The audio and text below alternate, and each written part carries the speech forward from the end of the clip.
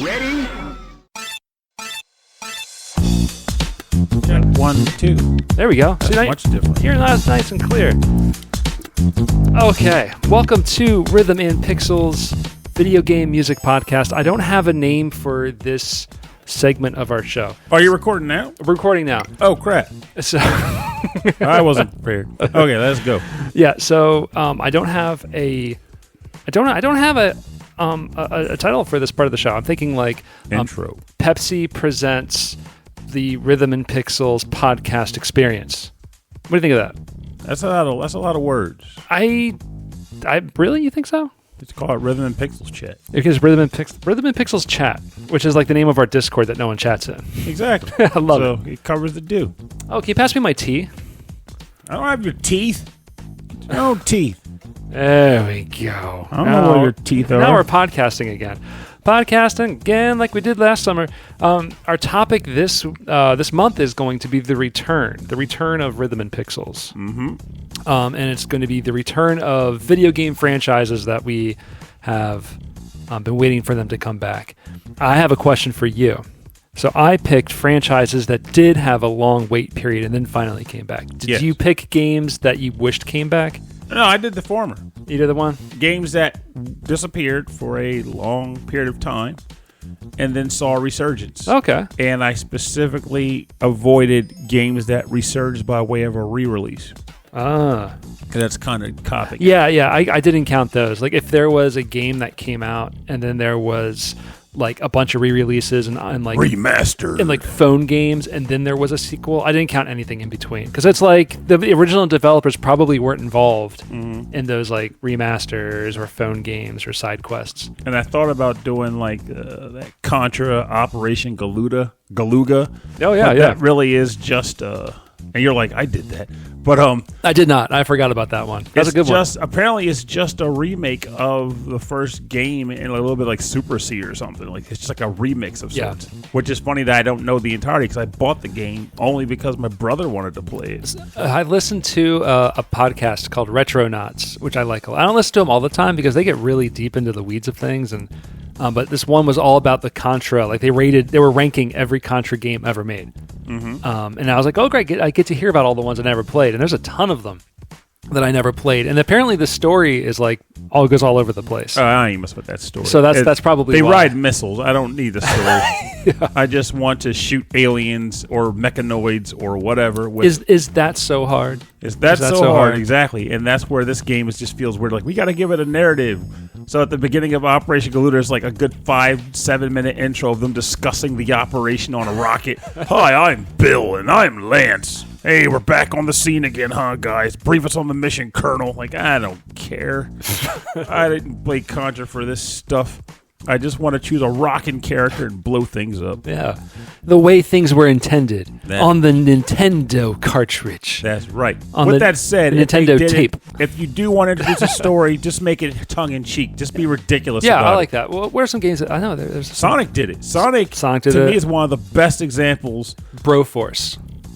Yeah, Broforce was just ridiculous. Yeah. Abraham Lincoln. But yeah, like people used to. I know a lot of people that hated hated the direction Sonic went in, but I was one of the people that loved it. They just said, "Hey, we are trying to come up with a narrative that's serious regarding a blue hedgehog that runs very fast." And that's supposed to be his claim to fame, and then yet we also then give him friends that keep up with him on all the stages he's running on. So, is he really that fast? And also an egg-shaped doctor who puts animals in machines. Like, just weird premise. So, we're just jamming. We're just jamming here, right? We're just jamming. I don't see a guitar. You and I are just riffing. I don't riffing see on each other. Instruments at all. We're so the Sonic movies. I saw that first Sonic movie. Yeah. James Marsden. Is that his name? James Marsden. James Marsden. Buzzcut. I love him. He's great. I thought he was hilarious. Who are you referring to? James Marsden. Who is James Marsden? The human that acted alongside the CG hedgehog. Oh, that's right, because the hedgehog is Ben Schwartz. Okay, the voice of the hedgehog is Ben Schwartz. Ben Schwartz is a human. That's up for debate. The word's still out on that. Anyway, so I like him a lot, and I think Jim Carrey was really funny in that. I thought the movie was fun. It was like a buddy road trip movie. The second one, I think I started watching and I could not do it. Oh no! I could what not are you do doing? it. What are you doing? And then I saw a trailer for the third one, and I just was like, I'm not watching these ever. I can't do it. I can't do it. Are you just hating on the hedgehog? This is okay. The first Sonic movie for me is like Sonic 1 through 3 on the Genesis, and the rest of these are like Sonic on the Xbox, where he's got a sword and he's a werehog. Like I don't care about any of this stuff. But that's not what's happening. So I can't get into it. The first movie is if you were to lay it out on the table and try to fit them into I couldn't the game, finish it. I couldn't. There's a lot of movies I couldn't. The first Sonic is Sonic 1. The second Sonic movie is Sonic 2 and 3. Canonically, I know the way the characters are and everything. Well, that's fine. fine. But even the vibe. The vibe, I don't know, man. And then this last one, they're trying to do Sonic Adventure with 2, Shadow, but they're not. It doesn't have it doesn't seem like a very sappy plot, though there will have some, I'm sure. But it still seemed very goofy as far as like how they were engaging with it. So as long as they keep it goofy, even if you got to be sad for like Shadow's stuff. This is like from the lens of like one of my favorite things to do is to watch the Game Grumps play through the Sonic games or try to play through the Sonic games. They play through them, but they're so bad at them, and it's very surprised to hear that. And all of it's so silly. It's so silly. So that's the lens of that. Now we've been talking about the topic and what we're going to be doing for our topic this month. What I should say is, hey, we're back. Welcome back to the new studio, Pernell. Isn't this fancy? Well, there's a bunch of boxes over there. Well, actually, would I be here? Would I be back if this is the new studio? This is the new studio. Well, I mean, I feel like we're back. We're back with our listeners. You know, they've welcomed us. They welcomed us back into their world. That's still up for debate. I'm hoping. We'll see. We'll get a bunch of emails saying we didn't want you back. Go home. I'm gonna send everyone a letter. Be like, hey guys, we're back. So we stopped for a while. The last year, we kept the show going, maybe about every other week, and then like once a month, because having a brand new baby's hard. Mm-hmm. And I didn't like that's no excuse to not keep going. But like I could always make the time, but like having a new baby, it's hard to have the energy because you can't sleep. You can't sleep like you used to. Everything's changed. But we kind of kept it going, and then suddenly you had your mother go into the hospital and had all of these health things, and I felt like what was happening was I was never seeing you. And I was only ever seeing you to do the show when I was exhausted and was trying to rush you out of the house so I could try to get to sleep. And I felt so terrible for that. Like we're making time for this, but we're not making time for each other as friends. Mm-hmm. And then we decided to move, and I had to pack up the whole the whole studio anyway. I moved to Beverly. And then that's when things got really hectic with your life, and I was like, we have to take a longer break. Yeah. And then come back to it like fresh. Mm-hmm. And this room that we're in is far from fresh feeling like the old studio, which so fresh and so clean. Which was very luxurious. In my old house. It's a nice space, though. It's a nice. I mean, as far as like basements go, with like boxes everywhere, it's a good space. But like the old room was like a studio space. And the funny part is that with this whole thing about coming back, like we'll see how my brain sits into it. But the odd part was like if you didn't say, "Hey, you want to get back on this show?" I was just coasting. Like my brain is still coasting because my situation. Well, I mean, unfortunately, you got other things going on. Yeah. Yeah. Unfortunately, my situation couldn't have ended positively. It inevitably ended the way it was going to. Yeah. And I'm still dealing with that, and I'm dealing with trying to figure out just where the hell my life is even going from here. Mm-hmm. And it's a lot. It really is a lot to deal with. I'm grateful that I have a lot of fun, positive people in my life that I can keep with, yourself included. Yeah. That kind of helped keep me grounded. Because there was a lot of times, even now, where I'm just like, I just want to retreat, go into a box and never come out. I get that. Yeah. Like when everything is too much, we kind of go we turtle up. Yep. Yeah. So with me, it's been a situation where it's like, I have a schedule. It's very specific. It's become structured. Yeah. And I'm on that schedule. And then you're like, let's bring the show back. I'm like, schedule's looking a little different. Well, that's why I was like, okay, if we can record multiple episodes once a month, then that means that our Thursdays are still hanging out and board gaming and stuff, except for this one Thursday. Mm-hmm. And I feel like that kind of is a good compromise. Or even two-thirds, I don't know, but to see how this... I mean, work up to that. My life is still a little crazy. I mean, honestly, I'm no different there. I mean, different reasons, of course. But, it's... I mean, when you lay it on the table, like, especially if I try to pull off some magic here, I'm still busy, too. Hell, my aunt's in the hospital now.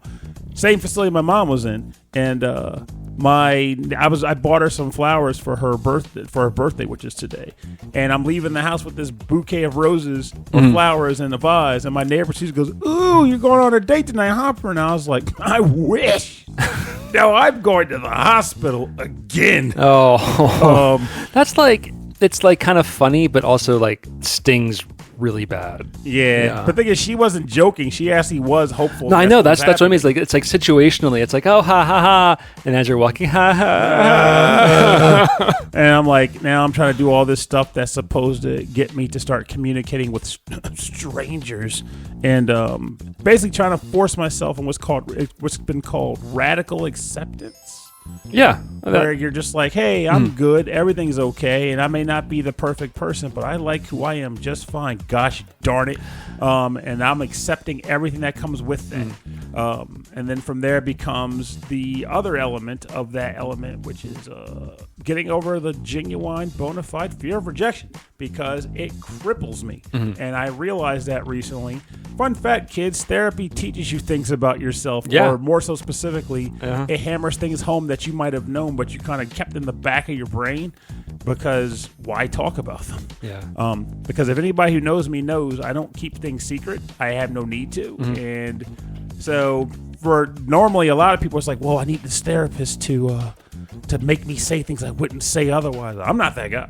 It's just more like having that therapist will bring the topic to light where I'll go, okay, let's talk about it then. What do you want to know? I think that's really not normal. I think that's... Oh, it's very abnormal. So weird. I mean, like, I don't go to the therapist and be like, hey, look, there's something wrong with my brain. We got to fix it. So 2019, I started going into therapy myself. And then 2020, things changed around March.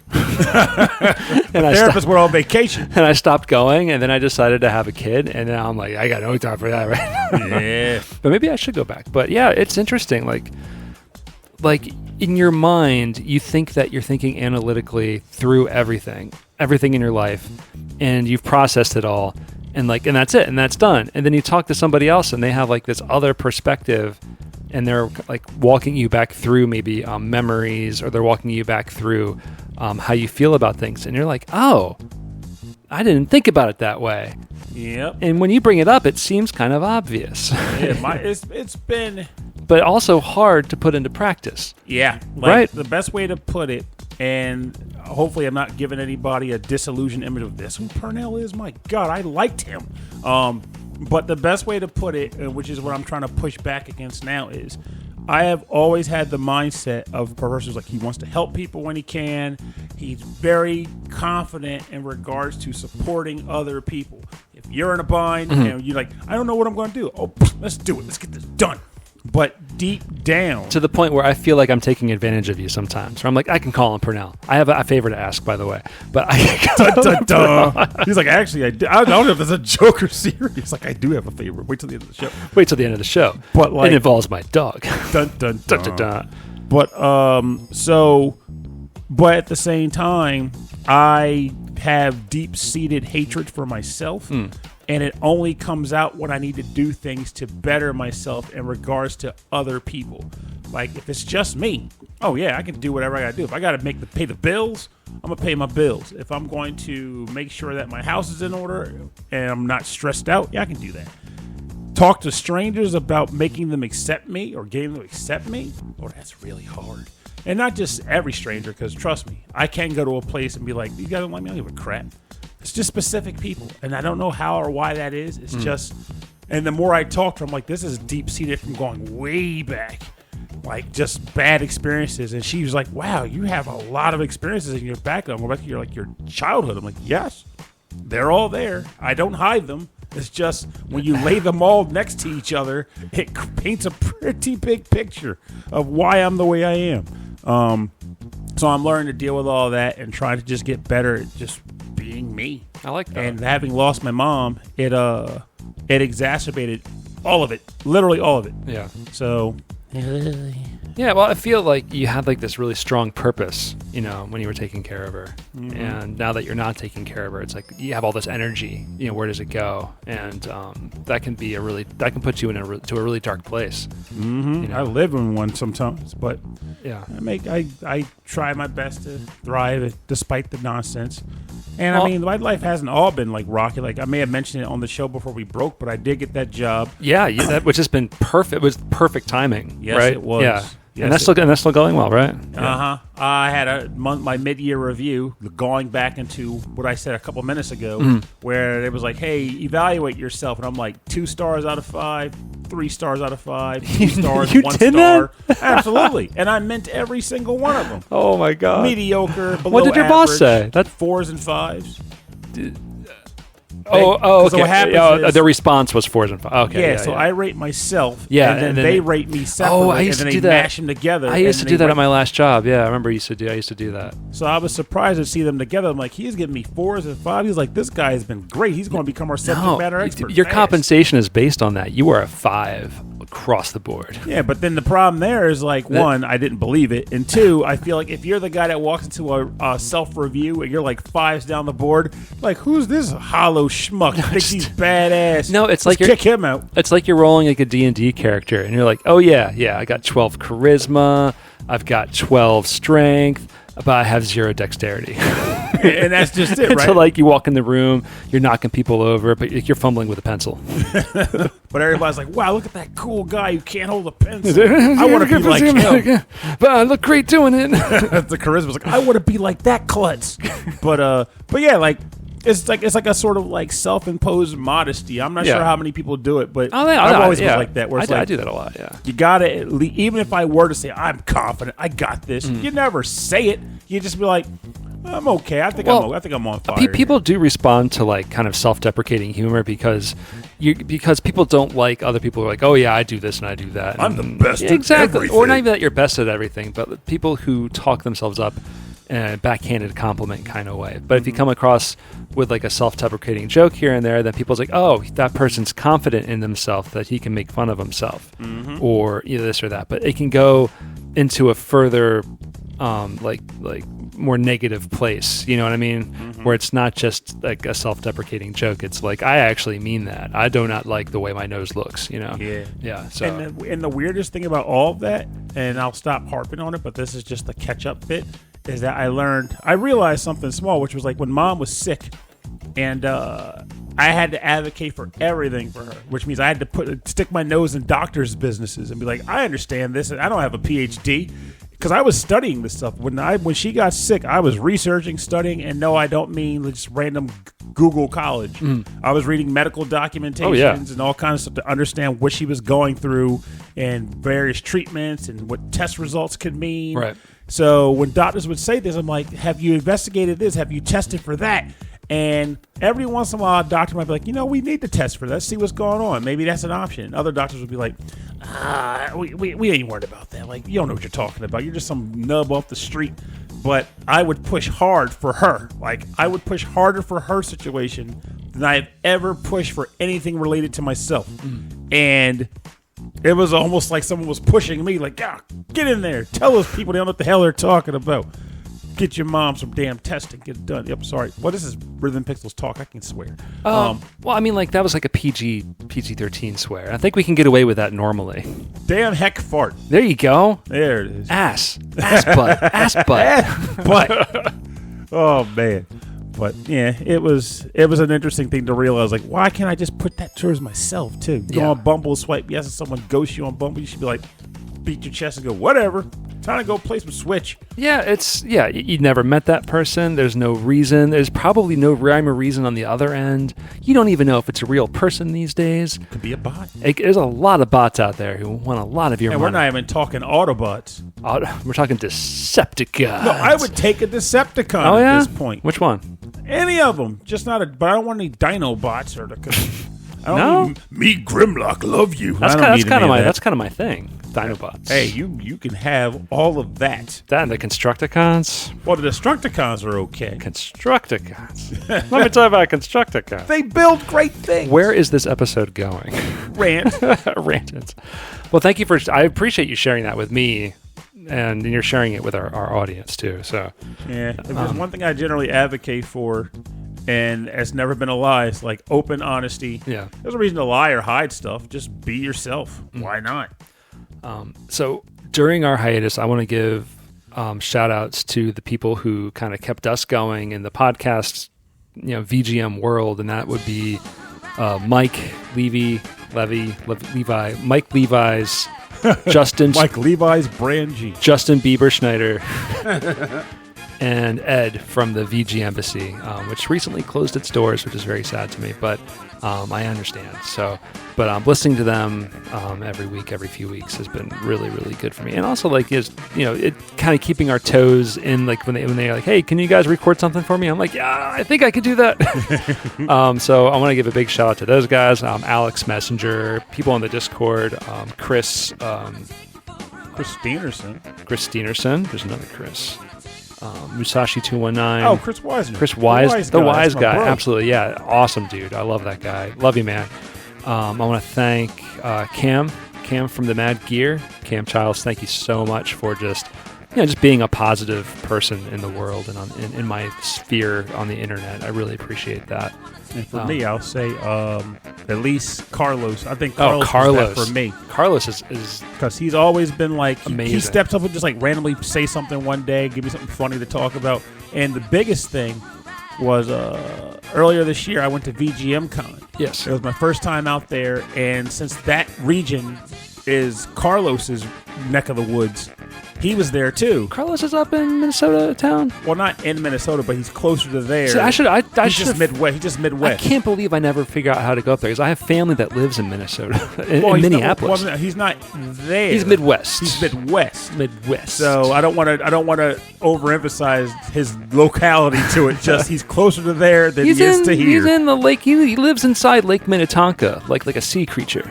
He has a dome.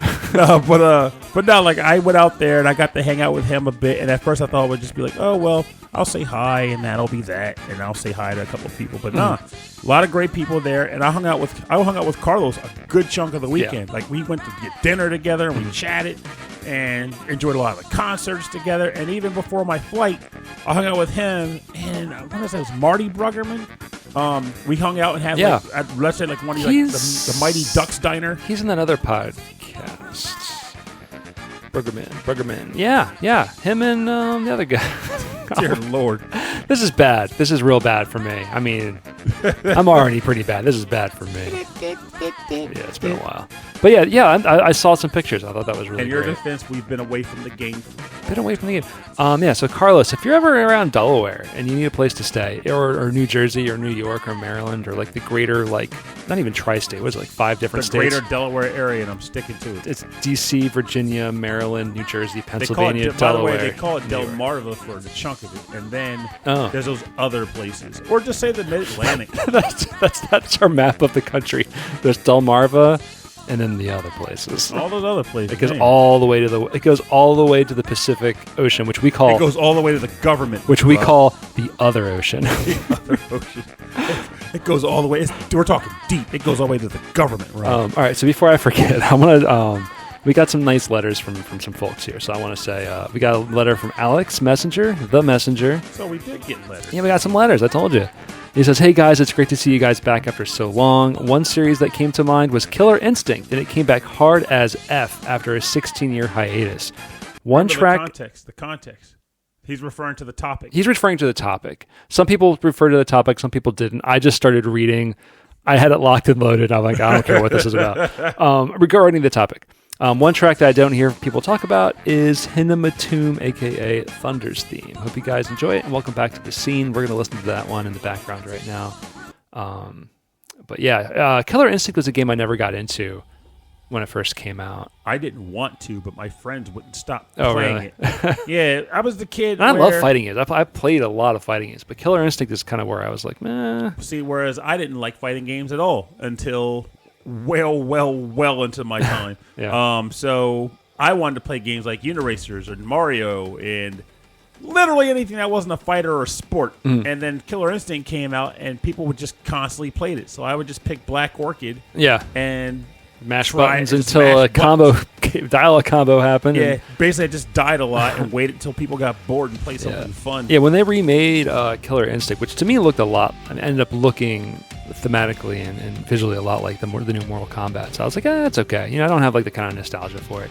You mentioned Uniracers? Yes, right. That's a deep SNES cut. That was my jam back in the day. I loved Uniracers. I was watching a thing on Super Nintendo deep cuts that were fun, and that's one of them. And they only made so many copies because they were sued by Pixar. Really? Because a judge deemed that the Uniracer cycle was too close to that Pixar lamp thing. I didn't know the Pixar lamp existed back then. Apparently it did. I'll be damned. Yeah, I know, right? Hey, don't curse. We got kids listening. Damn hell fart. Okay, so we got one from Daryl.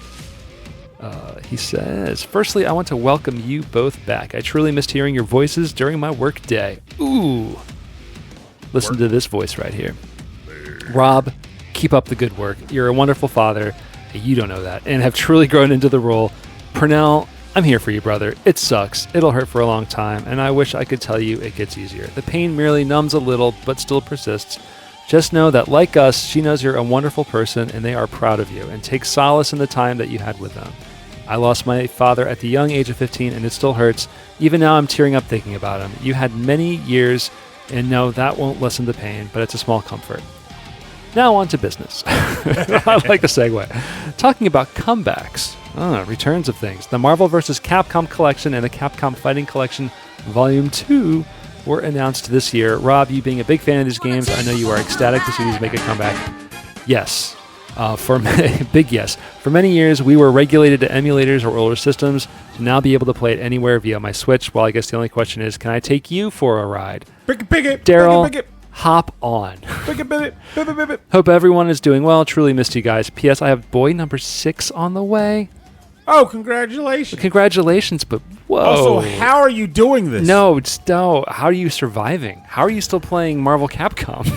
Hey, nature finds a way. That's nuts. So we moved, and I brought my PlayStation, and I plugged it in, I got it all situated and set up, never turned it on. Yeah, because the energy's not there sometimes. No, but knowing that the Marvel Capcom Collection is coming out later this month, I am eyeing one of those little Brooks adapters for my joystick, so I can plug it into my PS4 and start playing. Because I'll download the collection, but I'm only playing MVC2. So see, the thing about that is like it almost lines up like what I was talking about earlier about me choose the tracks I was going to choose or the games, because get out the way. I am happy this is making a comeback because right now Marvel Capcom 2 is still something you have to put on the Dreamcast. Because I know they had a re-release, but it was like a really hacky one on 360 or something. Yeah, it was okay, but it had net play. That was okay, but at least you could play it. Yeah. And now, and it hasn't been since the 360 arcade online days that you can't play it legally anywhere unless you own it on the Dreamcasts. But now the problem or the is, hardware.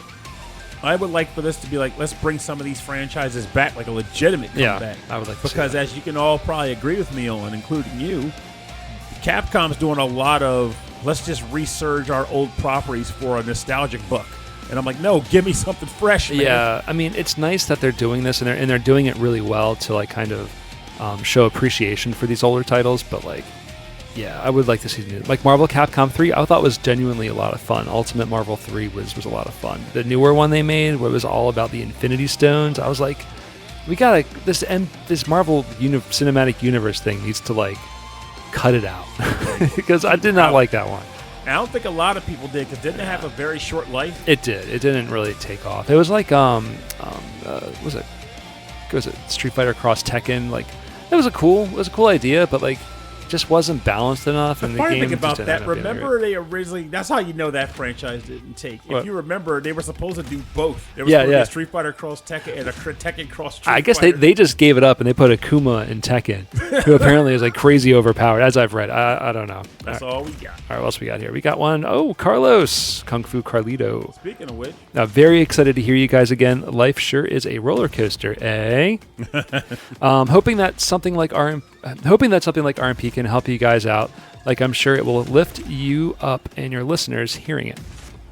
I'm sorry, I just drank a lot of tea. I do feel pretty lucky, though. I got to hang out with Pernell at VGM Con. We ate some delicious pizza and saw some awesome bands, and I just had a general fun time gabbing about all things. That was back in April, which feels like yesterday, but also like 5 years ago. Yeesh. Me and my Heroes 3 homies have been talking about ninja movies all summer, and it's been super fun. But you guys have been even more ninja-like by staying absolutely silent through the summer. It's true. I got like no energy. Hope you guys have fun, and thanks again for making time to share your voices with all of us. just imagine the three ninjas having a comeback. Oh, that's one of my favorite Legacy Music Hour jokes. Like back when I first started listening to their show, was they were listening to the SNES game of the Three Ninjas Kick Back, and like Brent Weinbach is so dry that like the only joke was like, oh yeah, they kick back and get a beer and hanging out. Three ninjas kick back for a It's brewski. super chill. Yeah, Carlos. I mean, I really mean this. Like Three ninjas kick back their stock investments. if you're in Delaware, you have a guest room. Our new house does have a guest room. And Pernell has a couch. Sleep on his couch, too. Hey, you can sleep on the board games. Now, we also got this one we haven't heard from. I don't think we've heard from this person before. Kitty S. says, in regards to our topic, Tomba, Timbi, Tomba. It just felt appropriate given the topic. I've been playing the re-release on Steam since the most experience I had with it during the initial release back in the day has been limited to the demo. It's a fun little platformer with some style. The new release has a remastered soundtrack, so that's probably worth looking into. That is worth looking into. Option screen music kind of slaps, though, and so we're going to play that right here. Glad to hear you guys back. Been lonely without yous. Kitty S. Well, nice to hear you. Thank you. One thing about this, like I was in the same boat with Tomba. Like Tomba was one of the prime examples of a game that taught me why I shouldn't burn video games, because I burned it back in the day. That was one of the first games I ever burned, and I played it one time, said, I don't feel like playing this, and just threw it on the spindle tower, never to touch it again, and just ignored it. So I didn't understand why so many people liked Tomba. But with the re-release that came out, I ended up getting a code for that, and I was like, okay, well, let me give this a shot. It'll be nice to play this with eyes that has never got... I didn't have the nostalgia factor for it. And it, to me, it's a little janky in some of the controls, but it holds up in the fun element. And it does something that not very many games does in regards to like how it handles the quest system. Right. Hardcore nudity.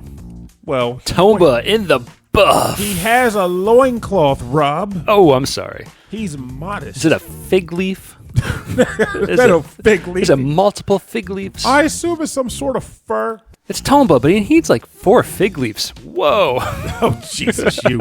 So, but it's a cool game. Like, I like the fact that as you play it, there's no structure aside from get your grandfather's bracelet back. Okay, so you'll be running around, and you might like run into a tree, and then an apple will fall out of a tree. And when you grab the apple, you just get this weird text box goes, "What's with this apple?" And that's a quest.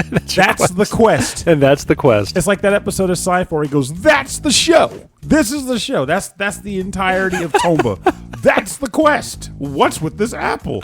I love that. This so forest much. is on. There's a fire in the forest." You hear here, folks. Tomba is the Seinfeld of. I guess it's a 3D platformer or a 2D platformer. It's a 2D. I don't. Is it 2D? Yeah, there's a part in the game where there's a fire taking. You think I would know this? Well, I mean, it's an old game, but there's like one part. There's like a fire in the woods that's burning, and if you accidentally land on the fire, you'll take damage. And then you'll get a quest thing pop up. I was like, what's with this fire? It's like, okay, I guess I better figure out what the deal is with this fire. Whatever. But that is Tomba, and I do like it very much. I totally understand why people liked it back in the 90s, and I can totally understand why people like it now, too. I want to give one last shout-out. We got 2 emails from Chris Weisner and Stephen Miller. I want to thank you both for writing in, where they all they did was suggest the topic for this episode simultaneously, like 3 days apart. What, they both said the same topic? Yeah. Well, read what they said. Well, it's essentially like, hey, all right, so Steven says, I'm so excited to hear you guys coming back. My Thursdays just have not been the same since you went on hiatus. May I suggest a reunion comeback tracks for the episode? It's a bit niche, but songs that play when lost or forgotten characters are reintroduced. I have no examples, but I will do some more research and get back to you with some tracks. Which means technically that topic could still be done. And then Chris Weisner says, hey, Robin Purnell, glad to hear you guys will be returning to podcasting soon. And I saw you mentioning looking for possible guests, so I'll throw my name back in the ring. Yeah, absolutely, Chris. You've been one of my favorite guests on the show. Here's some ideas. And also, Chell wants to come back. Okay. Chell's doing has a teaching gig now, and she thought it'd be great to just to talk about it. And I'd be like, I'd love to hear about it. So we're going to just play a bunch of Mario Teaches Typing tracks. I don't think that's a terrible idea. But did Mario, I like the rap. We did do edutainment, like, didn't we? Like last year. That's how I learned about the rap. My name is Mario. I love that. That's so funny. So here's some ideas I pitched before. RPG oddities and obscurities, essentially highlighting RPG titles that are not part of any series, preferably one-offs, and aren't the usual fare / don't get as much attention, but offer quality bops. That's his like wheelhouse. That's what he does on Twitch, right? Mm-hmm. And then life is a weird simulation. Weird sim games and wacky and or unique OSTs that can accompany them. Been thinking a lot about random stuff I played on the PS1, like Tale of the Sun Caveman Simulator, NOTAM of Wind, Hot Air Balloon Flight Simulator, and the LSD Dream Simulator, which is probably a given. Let me know what you think about these. Yeah, like, I don't know. It's tough because some of those don't really have much of a soundtrack outside of like ambient noise in the background. Like, I think I'd like to just see him try, and that way he'll be the one that has the real tracks. And like, also, my choice is Mario Teaches Typing. I think it was fairly recently, in like the last 5 or 6 years, that someone did sort of rip, and I'm putting in quotes, the LSD Dream emulator, or I think it's the name of it, Dream Simulator game music, because it's actually multiple tracks, and depending on where you go in the game, it mixes the different tracks together. Oh, it's dynamic music. It's kind of dynamic, yeah, like that. But I'm thinking of things like Seaman. Seaman was very that's a weirdie. Experimental. It was a terrible game, but I give them A for effort. I would love to do an episode that's just train simulators, because there's so many of them in Japan. You describe the game. In this game, you drive the train. In this game, you drive the train. I mean, you got to make sure they're on time. Done. Keep making the stops. There's another Seinfeld reference for you. They kept ringing the bell. That makes me laugh every time. I love that. Every time he says, they kept ringing the bell. I love that. Make the stops. All right. So thank you everybody for writing in. Thanks everybody who when I announced that we were going to be recording again, got real excited. Thank you for everybody who's been part of our Patreon for as long. I have been keeping up on the Rhythm and Pixels radio station. I'm keeping that updated and healthy, as well as the KVGM Last Wave. So that's helping support that as well. That's on new hardware, and I'm actually hosting it at a new place right now. And I thank everybody in the same way, because I will say, without even being candid, Rob was like, hey, we should do the show. People want the show to come back. And my response was like, people want the show to come back? People want the show to come back. It's been a year. In internet culture, people forget who you are in 2 weeks. I was afraid of stopping because of that. We built up all this steam, but hey. Anyway, before we wrap this episode up, the comic book shop on Marsh Road, been part of my. That store's been part of my childhood, since way back. And are they closing up? No. But it was bought by some people, not really friends of ours, people I knew from high school, a couple. And they bought it and they revamped it and they moved it, and it's been a fantastic space. Really, really, really inviting and really well curated. The husband passed away a couple of years ago, and the wife decided to wrap it up and sell it off to someone else who works in the shop. And so anyway, long story. A coworker of mine walks into the shop. She lives in Newark, but she was looking for comic book stores, and she walked in there, and she was like, "Hey, this is some pretty rad music they're playing in the store. What's going on?" like, what is this? And the guy says, oh, this is like this station I found on YouTube called Rhythm and Pixels. Like, they're really cool guys. So the person, and I think they're from the area. They know you? They didn't know us. Like, we're like down the road, and Jess is like, oh, okay. And she walks out the store and she stops and goes, wait a minute. Didn't Rob mention he did a podcast with his friend Purnell called Rhythm and Pixels? So she was from New York. No, Newark, Delaware. Oh, she's from Newark. I work with her. Yeah, she lives nearby.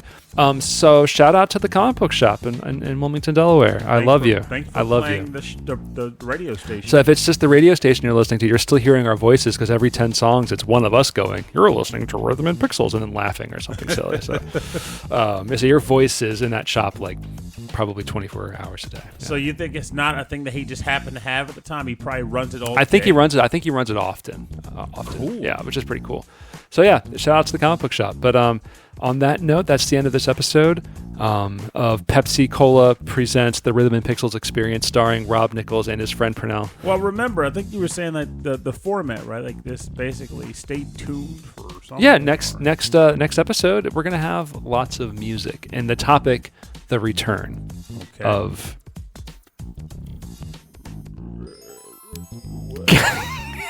What? I just want you to say anything. Oh, the return, turn.